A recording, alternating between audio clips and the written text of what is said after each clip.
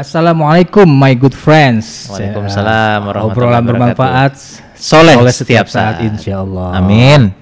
Alhamdulillahillazi hadana li hadza wa ma kunna linahtadiya laula an hadallah. Wassalatu wassalamu ala nabiyina Muhammad sallallahu alaihi wasallam wa ashabi rasulillah ajmain rahmatika ya arhamar rahimin. Amma ba'd, rabbi shrahli sadri wa yassir li amri wa hlul 'uqdatam min lisani yafqahu qawli. My good friends, ini episode pertama kita ya, Perdana banget Suara Hijrah. Insyaallah mudah-mudahan bermanfaat. Amin. Ya kita kenalan dulu dong. Oke. Ya enggak? Gue Hari. Gue Agung. Nah, kami dari Suara Hijrah. Kayak anak band tahun berapa itu ya begitu ya? Buset, ketahuan banget umur lu bro jadinya.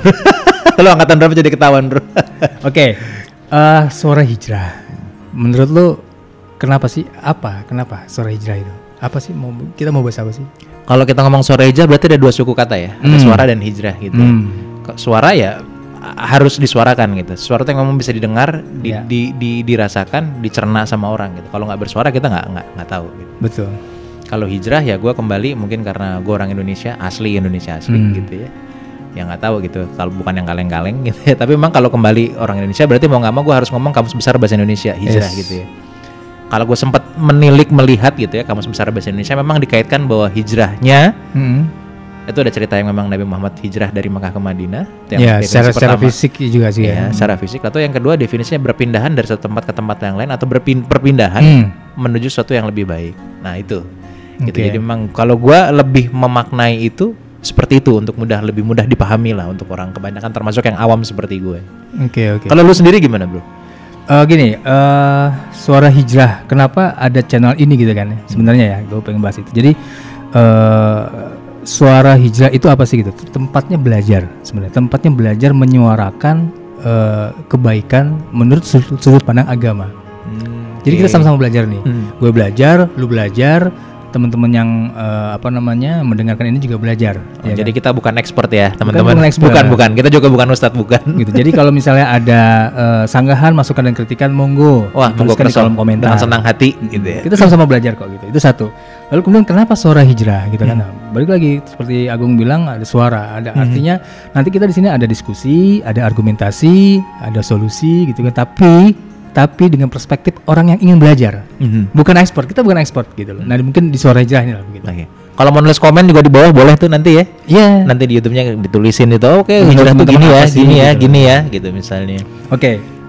Tadi lu udah jelasin bahwa hijrah seperti yang lu bilang gitu ya. Kalau menurut gue begini, hijrah itu lebih kepada bagaimana perubahan sikap dan mental sebenarnya. Sikap dan mental.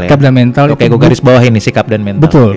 Kenapa? Butuh keberanian dan keteguhan hati yang akhirnya istiqomah, ya kan? Terus menerus dilakukan gitu. Itu menurut gue hijrah itu. Dan kedua adalah hijrah itu tidak membutuhkan penilaian manusia. Ketika lu pengen hijrah, tidak ingin memerlukan penilaian manusia, tapi penilaian Allah. Bukan penilaian makhluk tapi penilaian Sang Khalik. Jadi bukan manusia. Jadi bukan manusia peduli amat mau ngomong apa, tapi Allah ridho apa enggak. Gitu. Nah yang ketiga, bagaimana kita belajar lebih baik di hadapan Allah Subhanahu Wa Taala. Gitu. Bukan di hadapan manusia. Itu menurut gue hijrah. Karena kan sebenarnya kehidupan ini kan singkat ya bro. Singkat. Ya kan. Kehidupan kita itu yang nyata, yang asli dan abadi. Ya kan, itu adalah setelah kematian. Umur berapa sih bro? 65, 70, 80, ya kan? Itu juga belum tentu. Bisa lu duluan yang wafat, gue belakangan. Bisa, atau dibalik, gue belakangan, lu duluan. Apa bedanya? Oke, ya udah, kenapa gue duluan selalu? Nggak ada masalah juga, sama ya kan? Aja. Gitu. Jadi dunia ini memang tempat sementara, tapi menentukan segalanya. Itu bro. Jadi kehidupan kita ini kayak terminal ya bro ya. Sebagus-bagusnya terminal tetap aja bukan sebagai tujuan. Tetap kita akan kemana lagi tujuan. Nah dalam konteks hijrah ini kan pasti kita punya cerita masing-masing nih bro. Iya. Nah cerita lu gimana? Kenapa lu pada akhirnya lu memilih gue hijrah, kayaknya ini nih yang gue dapetin lagi. Gimana bro? Gue dulu ya. Karena gue paling muda kan. Jadi kesempatan pertama itu bahwa gue nggak bilang bahwa hijrah yang gue lakukan adalah sempurna dan memang ini sebagai hijrah yang final, enggak lah ya. Artinya memang gue nggak tahu ini dia sudah ideal atau enggak. kriterianya Allah gitu ya, Yes. gitu. Tapi saat gue kuliah segala macem, bahwa gue mengindikasikan bahwa yang namanya kesuksesan adalah pencapaian tertentu yang harus bisa diukur. Setuju. Entah materi, pencapaian karir atau apapun lah ya, yang memang orang kriteria manusia. Ya. Kalau gue boleh minjem kalimat lo tadi, kriteria manusia. Saat ngomongin kriteria manusia, gue berpikir bahwa gue sempat dalam waktu gue kuliah, kemudian gue sempat setengah berdoa gitu ya, berharap bahwa gue kerja dalam lingkungan yang gue bisa traveling, makan enak gitu. Oke. Alhamdulillah Allah kasih, ya dijawab doa gue. Dijabah ya. Dijabah. Lu jadi auditor. Pemeriksa Supaya lu bisa jalan kemana nih? Jalan gue kemana, ketemu banyak orang, itu bagian dari hobi gue. Jadi setengah hobi kerjaan gue jalan, ketemu banyak orang, ngobrol, tempat yang lain, gue bisa naik pesawat. Nambah wawasan juga pada. Nambah wawasan, sampai detik tertentu gue ngerasa, ternyata bukan ini ya. Akhirnya gue rindu rumah gitu, homesick akhirnya gue. Homesick. Selesai dari situ. Geser 2 tahun kerja. Bergeser lagi tema hidup gue, bahwa gue berpikir bahwa gue pengen kerja di kantor Heritage Building, gedung pencakar langit. Wih, levelnya naik lagi dong. Umur gue 24. Wis, umur lu 24, umur gua 24 itu gua masih ngeband, Bro. Masih ngeband, waduh luar biasa deh, hingar-bingar dunia perbandan, lo tau lah ya. Iya, kayak. Jadi sementara lu udah menjenjang karir yang luar biasa, dan orientasi lu pengen kerja di gitu lah ya. Ya, okay. Jadi yang pertama gue punya kesempatan jalan, traveling, punya wawasan, ketemu banyak orang. Ya itu bagian dari hobi gue juga, ngobrol dengan orang gitu ya. Dan memang Allah kabul gitu. Lalu yang kedua, enggak deh, kayaknya gue tadi kembali bawa homesick, ternyata bukan itu yang gue pengen punya quality time sama keluarga misalnya. Ternyata bukan itu juga gitu ya. Oke. Terus umur gue 24 waktu itu. Kan umur kan gue kayak lampu merah tuh, 24, 23 mundur, jadi makin muda gue sampai hari ini gitu. Menurut lo kan? Iya.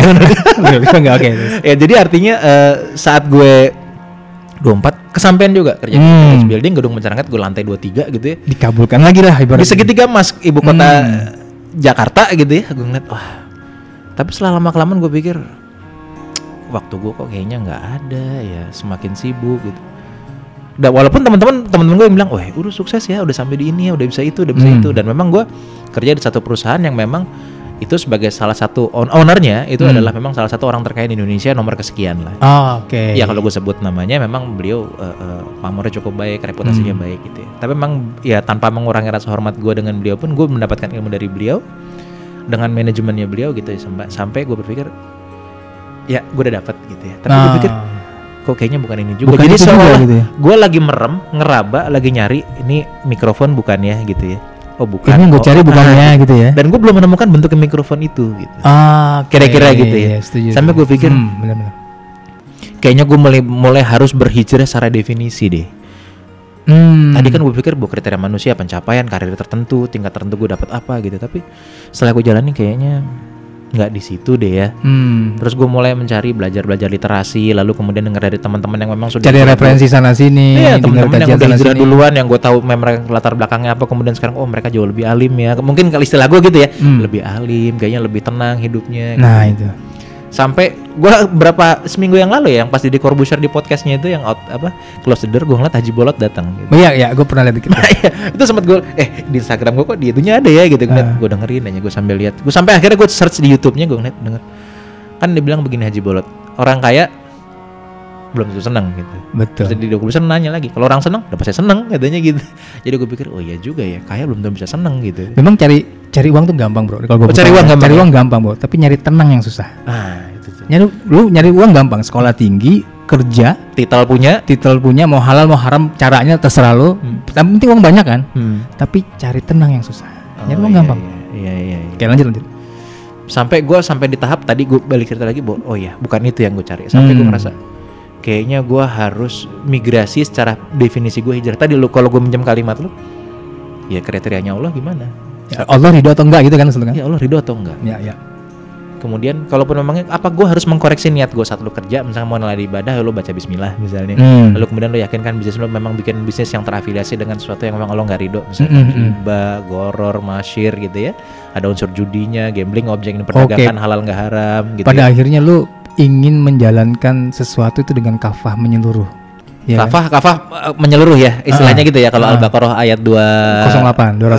Oke. Artinya gue pikir wah ya ini kayaknya memang mungkin ini kali ya. Waktu itu gue masih jawab mungkin ya.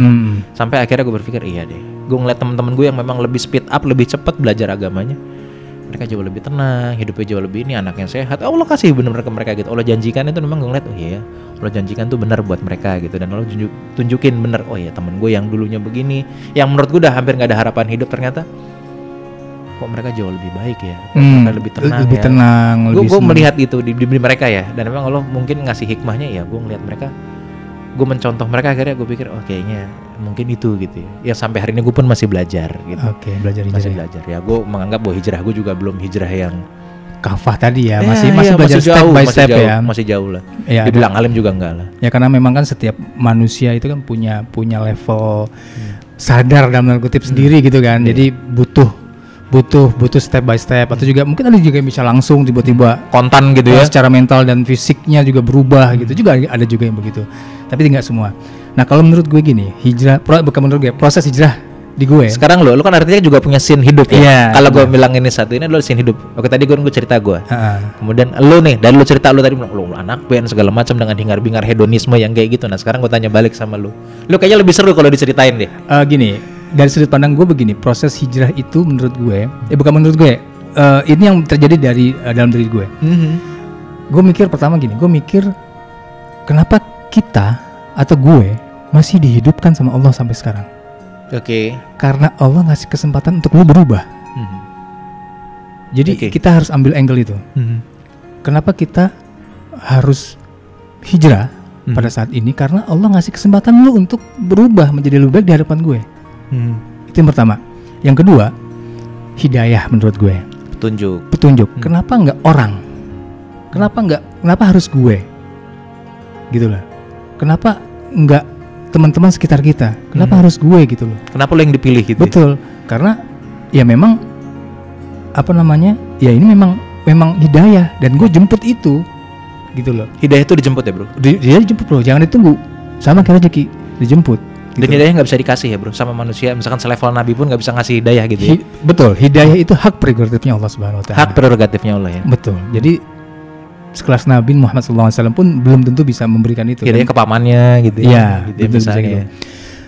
Kalau cerita sedikit tentang kehidupan gue dulu yang hingar-bingar. Oke. Iya kan, jadi memang kehidupan gue kan di dunia advertising agency, terus kemudian di event organizer ya, yang segala macam.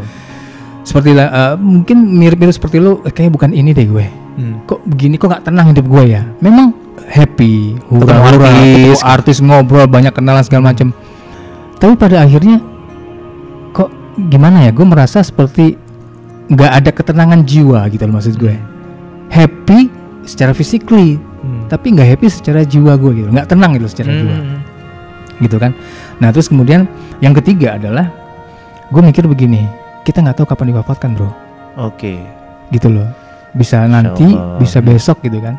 Jadi ini alasan gue kenapa gue coba harus hijrah sekarang. Kalau menurut gue begitu. Iya. Nah, lalu kemudian seperti tadi sempat lu singgung bahwa ada tuntunan tentang hijrah ya. Bukan hijrah, maksudnya gini. Bisa dikatakan hijrah ketika di surat Al-Baqarah 208 tadi lu bilang itu. Kalau gue kutip, A'udzubillahi minasyaitonirrajim. Ya ayyuhallazina amanu dukhulu fi silmi kaffatan wa la tattabi'u khutuwati syaitan. Ya kan? Innahu lakum aduwwum mubin. Jadi hai orang-orang yang beriman, masuklah kamu menjadi Islam yang kafah. Maksudnya jadilah kamu muslim yang kafah. Muslim yang secara menyeluruh. Gitu tuntunan kan syari'nya apanya. Betul. Gitu ya. Jadi harus mengamalkan semua tuntunan atau hukum-hukum yang ditentukan oleh Allah Subhanahu Wa Taala dan melalui Rasulnya gitu loh. Terus kemudian bukan tuntunan yang sesuka lu. Lu maunya lu di sini oke, di sana entar dulu deh. Di sini yes, di sana no. Enggak begitu. Lu harus menjadi kafah. Jadi menurut gue hijrah yang benar dan baik, yang ideal maksud gue, bukan benar. Ideal itu adalah ketika kita menjalankannya secara menyeluruh. Balik lagi, tapi dengan ada step-step tertentu. Level sadar orang itu berbeda. Iya. Gitu. Lalu kemudian terusan ayatnya, dan janganlah kamu tergoda atau masuk langkah-langkah setan tadi. Oke. Gitu kan? Karena innahu lakum aduwwum mubin, bahwa setan itu adalah musuhmu yang nyata. Allah udah kasih tahu itu. Dideketin.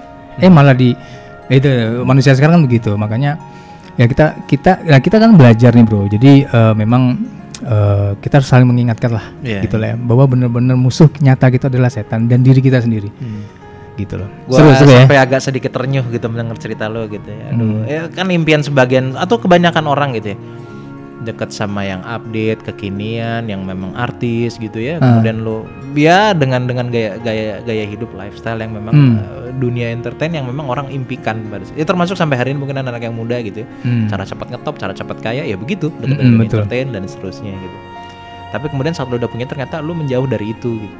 Iya, yang harusnya gue masih bisa. Kenapa lu nggak menikmati panen itu yang sebenarnya udah ini kan jalan juga. Artis hijrah juga banyak loh sekarang bro.